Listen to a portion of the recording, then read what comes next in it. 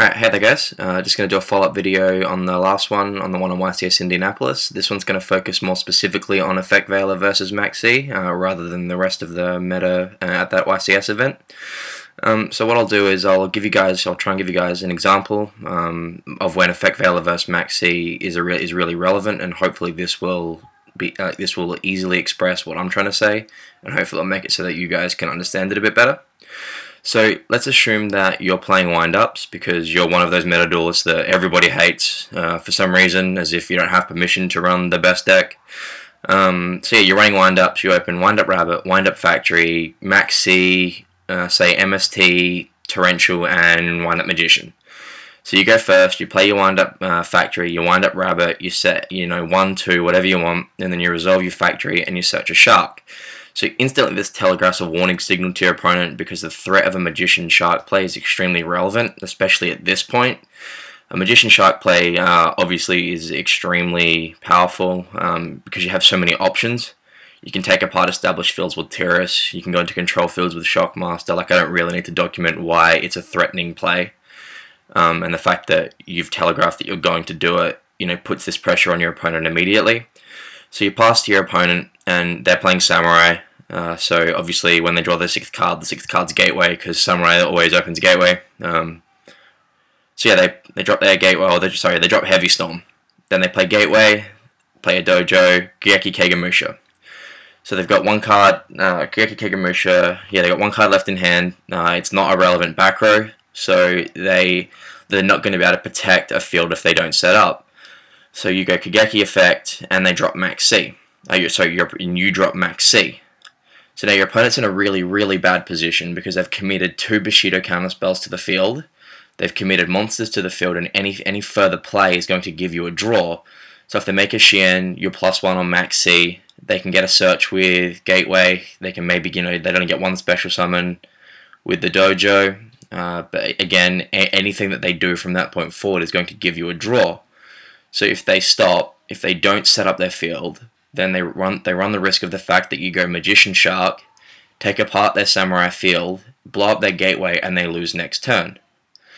So because you've put your opponent in this really awkward position, they're going to be more likely to push for game, especially knowing the fact that, if they went into YCS Indianapolis and they thought that Maxx was the only hand trap run, if they made the correct meta call that Tragoedia, Gauze, and Veiler weren't used, then it's a lot easier for them to go for game because they're not going. There's a less likelihood that they'll be punished for it.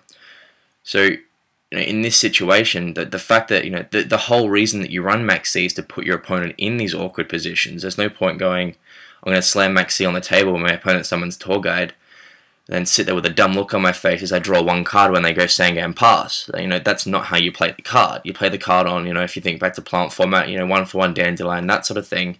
You wait till your opponent's committed resources to the field, and then you drop Maxx. And because they're in these awkward positions, if they stop, they're punished next turn, and if they continue, they're potentially punished, by you drawing cards and them missing out on game. But if you can't punish them for going for game, then what's the point of the card?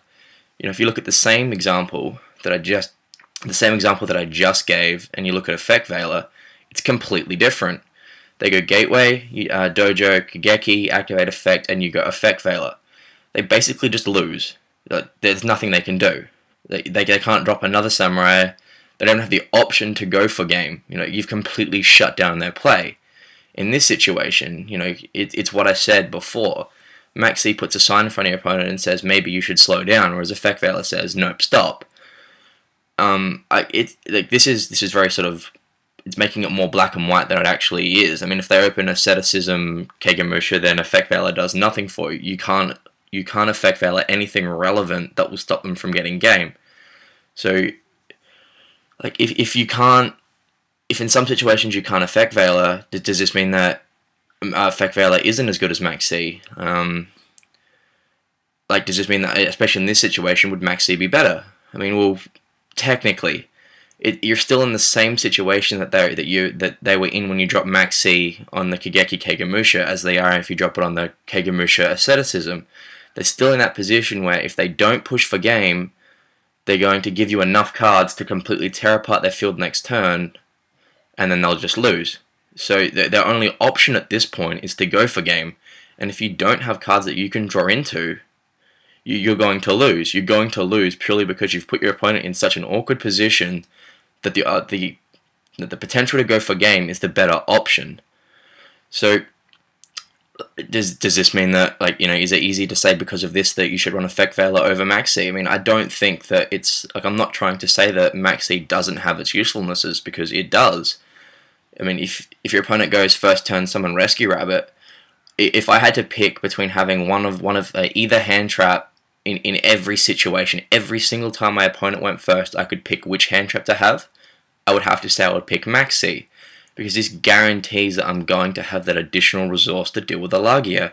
When they pass with a Lagia and however many back row, I'm going to have 7 cards to try and deal with it. Whereas if I Effect Veiler, I've only got 5 cards left. I have to be able to use those 5 cards every time to break through their back row and destroy the rabbit, because if I don't, I lose next turn. I just get blown out next turn when they do resolve the rabbit. So there are a lot of situations where Maxi is better than Effect Veiler. But I think that over the course of a long tournament, relying on Maxi to stop your opponent in every situation is only good if you have cards in your deck that you can draw into to stop them from pushing for game. You only have to look as far as I think it was the match between Robbie Cole and I think it's Parker Robinson for 3rd place. Parker playing Heretics, Robbie Cole playing Gigia Machina, the Gigia Machina Mash thing. So in game 1, Parker starts comboing out with his Heretic deck and Robbie Cole drops Maxi. Parker pushes through Maxi anyway and attacks and puts enough damage on the board to get game, and Robbie doesn't draw into any additional hand traps, he doesn't draw into Tragodia, Gauze or Effect Veiler, and he loses that turn. Game 2 passes, and in Game 3 the same situation arises. Parker pushes for game and Robbie drops Maxi. He attacks Robbie for game. I believe with a bounce he had enough to push through a Gauze. So Robbie drops Gauze and then Robbie drops Tragodia, and Parker can't push through both additional hand traps and loses to Robbie's 18 card hand the following turn. So I think that this is the best example of what I'm trying to say, purely because Game 1 shows what happens when you play Maxi and don't draw into any additional resources, and Game 3 shows exactly what happens when you complement Maxi with other hand traps. I mean, it actually does something, it's relevant. I don't care, as an opponent, I don't care if you have 4 cards in hand or 20 cards in hand. If none of them stop an attack, I'm just going to push for game, and it's going to be, your Dark Hole in hand is irrelevant if you can't use it next turn. So I think that sort of the only, my conclusion would be that Maxi, the draws that you're going to get from Maxi when you're trying to punish your opponent or stop them from, killing you that turn, the draws are only as good as the cards in your deck you have to draw into. If you don't have an Effect Veiler to draw into, if you don't have a Gauze, if you don't have a Tragodia, you run the risk of running into an opponent who has read the meta and believes you don't have those cards. Maybe they don't care. Maybe they're just one of those, little hipster kids who just frequently YOLO and they're just going to go for it anyway. Maybe you lose to that person. I did. Playing Piper Chaos last format, he attacks me. He goes for game. I drop Maxi. I draw about, I think it was between 5 or 8 cards. I don't draw into any of the Tragodias, Battle Faders, and that sort of thing.